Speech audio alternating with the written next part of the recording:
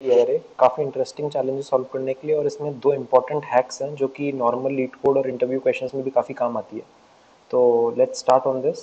सबसे पहले इसमें हमें एक जीरो इंडेक्स्ड एरे दी हुई है नम्स, जो कि जिसमें हमें एक ऑपरेशन अलाउड है जिसमें हम रिप्लेस कर सकते हैं एक element of the array with any two elements that sum to it. So basically दो एलिमेंट्स में डिवाइड करना है एक ऑपरेशन में, और उन दोनों का सम सेम नंबर के बराबर होना चाहिए। तो एग्जांपल में इन्होंने दिया 5 6 7 में in operation one operation we can replace nums i with 2 and 4। So basically 6 को 2 और 4 से रिप्लेस कर सकते हैं और 5 2 4 7 ऐसे एरे बना सकते हैं। अब हमें इसमें मिनिमम नंबर ऑफ ऑपरेशंस बताने हैं सच दैट कि ये एरे नॉन डिक्रीजिंग ऑर्डर में हो जाए।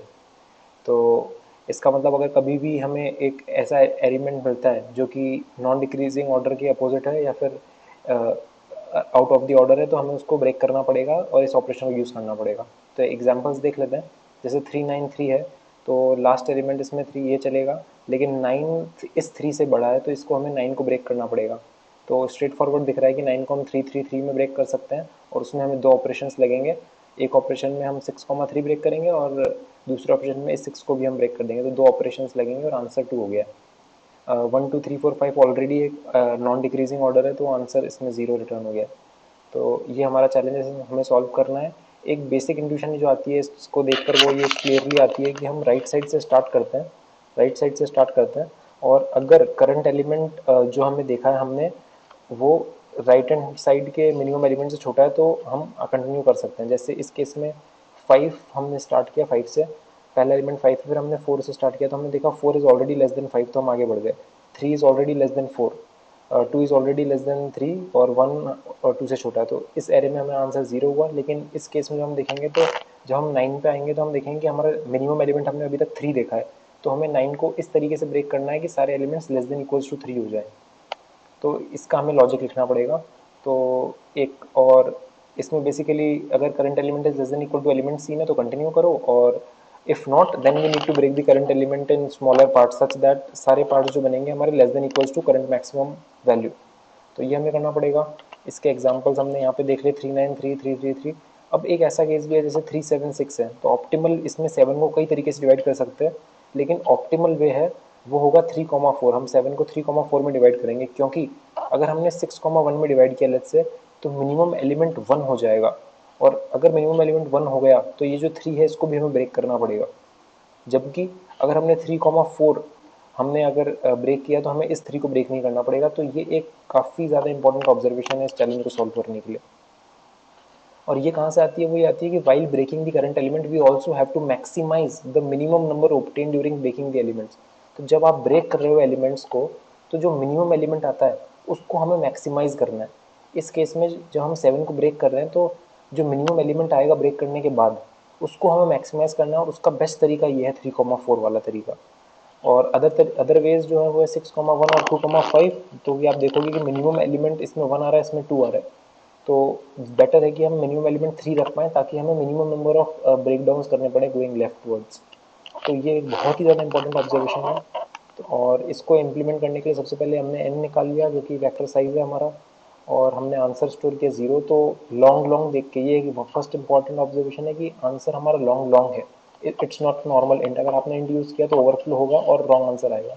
तो बहुत ज़्यादा स्पेशल ध्यान रखना है इसका। तो और इसका हिंट आप यहाँ से ले सकते हो कि रिटर्न टाइप इस मेथड का लॉन्ग लॉन्ग है, और जब आप कैलकुलेट करोगे तो भी चांसेस हैं कि एक्सीड हो जाए। तो ये दो चीज़ों को ध्यान रखते हुए, और हमने करंट मिनिमम जो हमने अभी तक देखा है उसको लास्ट एलिमेंट से इक्वल सेट कर दिया है। तो जैसा कि हम यहाँ पे कह रहे थे कि हम 3 9 3 में एडिट कर रहे हैं, तो ये जो लास्ट एलिमेंट है इसको हम करंट मिनिमम मान रहे हैं और यहाँ से एडिट करना स्टार्ट कर रहे हैं। तो अब हम स्टार्ट कर रहे हैं कि इसको n-2 से स्टार्ट कर सकते हैं। If for i equal to n-2, n-2 element से हमने स्टार्ट किया, और ग्रेटर देन इक्वल टू 0 तक हम लेफ्ट राइट से हम लेफ्ट आएंगे सारे एलिमेंट्स को कवर करते हुए। अब हम अब पहले दो केसेस है इसमें कि नम्स आई जो करंट एलिमेंट है वो ग्रेटर देन है करंट मिनिमम से, तो हम देखेंगे कि करंट मिनिमम से अगर ये ग्रेटर है इसका मतलब हम आउट ऑफ द ऑर्डर जा रहे हैं, इसको नंबर को हमें ब्रेक करना पड़ेगा। ठीक है। और लेट्स से अगर एल्स कंडीशन है तो एल्स कंडीशन है तो कोई दिक्कत ही नहीं है, करंट में हम डायरेक्टली नमसाई के बराबर कर सकते हैं। जो हमने मिनिमम एलिमेंट देखा है वो नमसाई ही है अभी तक। तो ये काफ़ी स्ट्रेट फॉरवर्ड है।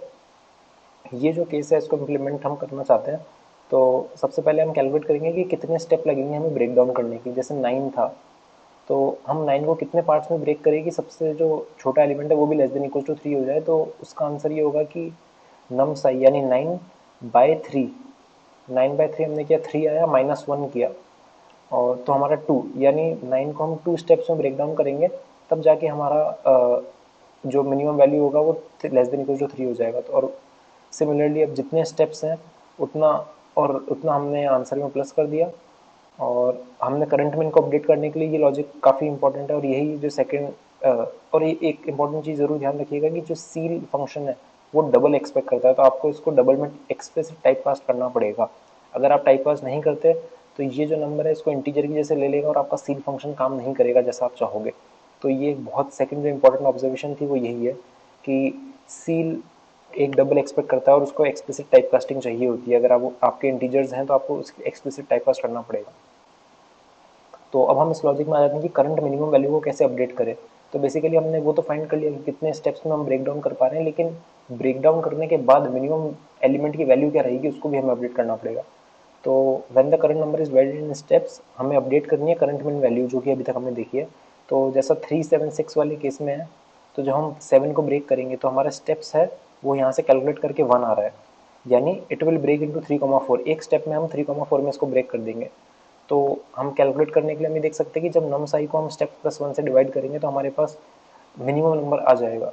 और करंट मैन को हम इस लॉजिक से अपडेट कर देंगे, current min is equal to current minimum of current min comma nums i upon steps +1। ये लॉजिक कहाँ से आया कि हम उसे स्टेप्स +1 जितने एलिमेंट्स में डिवाइड कर रहे हैं नम साई को, तो सिंपल सी बात है कि नम साई को जो हम स्टेप्स +1 से डिवाइड करेंगे वो मिनिमम एलिमेंट ही होगा जो हम दिखेंगे। तो ये स्ट्रेट फॉरवर्ड लॉजिक है यहाँ पे जो हम यूज़ कर सकते हैं। और इसको हम ग्रेटर देन इक्वल टू 0 तक करेंगे आराम से, और जब एंड में हमारा आंसर आ जाएगा वो हम रिटर्न कर देंगे यहाँ पे। और इसको हम सबमिट करके एक बार देख लेते हैं। तो ये काम कर रहा है हमारा। और इसकी time complexity O of n है, क्योंकि हम ये O of n times he loop चलेगा तो O ऑफ n है, और स्पेस हम कुछ एडिशनल यूज़ नहीं कर रहे हैं, इसलिए स्पेस O ऑफ 1 है। अगर आपको ये कुछ भी यूज़फुल लगा हो इस वीडियो में तो सब्सक्राइब जरूर कीजिएगा। Thank you.